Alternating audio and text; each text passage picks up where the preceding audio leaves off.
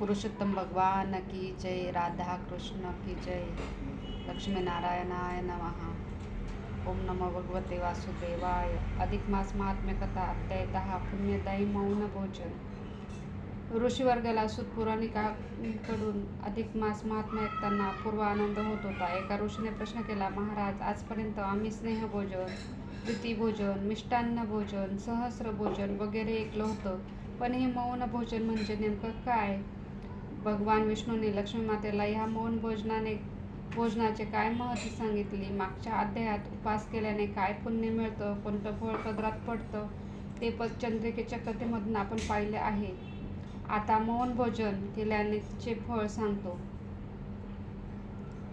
ज्या लोकांना शारीरिकदृष्ट्या उपवास करणे शक्य नाही, ज्यांना उपवास झेपत नाही, निभावत नाही, यांनी अधिक महिन्यात भोजन घ्यावं. मात्र ते फक्त एकदाच. आणि ते कसं घ्यावं तर मौन पाळून. मौन राखायचं, जेवताना बोलायचं नाही, याला मौन भोजन घेणे असे म्हणतात. मौन व्रत धरून केवळ एकच वेळा भोजन करण्याचे व्रत या महिन्यात केलं तर खूप मोठे पुण्य पदरी पडते. मौन राखायचं म्हणजे अवास्तव अनावश्यक बडबड करू नये. स्नान करताना, होम हवन करताना, भोजन करताना मौन पाळावे. मात्र त्यावेळी भगवंताचे नाम मात्र घ्यायला आडकाठी नाही. स्नान करताना भगवंताचं नाम घेता येतं, स्तोत्र पठण करता येतं, होम हवनाच्या वेळी मंत्र म्हणावेत, जेवताना देवाचं नाव घ्यावं. कारण भोजन करणे, उदरभरण करणे हा पण एक प्रकारचा यज्ञच आहे. भोजनाच्या वेळीच नव्हे तर अधिकाधिक वेळ मौन पाळावे. मौनम सर्वार्थ साधनम हे शास्त्रवचन तर आपणा सर्वांना ज्ञात आहेच. मौन पाळलं की मौनधारकाच्या सर्व पापांचा नाश होतो, त्याला सुख सौभाग्य प्राप्त होतं, त्याचं आयुष्यमान वाढतं, त्याला आरोग्य प्राप्त होतं. मौन राखल्याने शक्तीचा अपव्यय होत नाही, वादविवाद अथवा भांडणतंटा होत नाही, मनःशांती प्राप्त होते आणि वाणीला सिद्धता येते. याच कारणासाठी आपले ऋषीमुनी, साधू संत, सज्जन लोक हे मौन पाळत असत. त्यामुळेच अनेकांच्या वाणीला सिद्धता सत्यता प्राप्त होत होती. मौन याचा अर्थ निरर्थक बडबड करू नये, वितंड वाद वाढवू नये, विचारल्याशिवाय बोलू नये, सांगू नये आणि शक्ती वाया घालवू नये.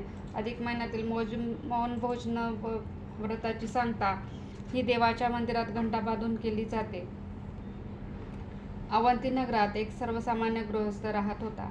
त्याचं नाव वेदशर्मा. त्याने आपल्याला अन्य काही व्रत करता येत नाही, तर आपण फक्त मौन पाळू, जेवण ही एकदाच करू. जेवताना जे बोलायचे ते फक्त भगवान पुरुषोत्तमाचे नाम, त्याचंच नाव घ्यायचं, दर्शन घ्यायचं, ध्यान करायचं आणि पुरुषोत्तमालाच अनन्यभावे शरण जायचं असा नियम केला. मोठ्या श्रद्धाळू मनाने, निष्ठेने त्याने तो नेमही पूर्ण केला. परिणामी शेवटी त्या वेदशर्माला स्वर्गीय सुखाची प्राप्ती झाली.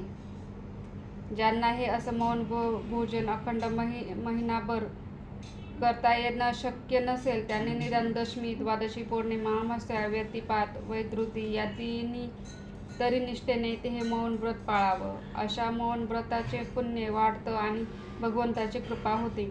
मौनधारकाला आरोग्य, धनसंपदा याचा लाभ होतो, सुख शांती मिळते. हा एक साधा, सोपा आणि सर्वांना सहज करता येण्यासारखा उपाय आहे. कंठी नाम धरा, जनी मौन राखा आणि खऱ्या अर्थाने सुखी व्हा. अध्याय 10 समाप्त. श्रीकृष्ण अर्पणमस्तु. जय श्रीकृष्ण. राधे कृष्ण. पुरुषोत्तम भगवान की जय. ओम नमो भगवते वासुदेवाय.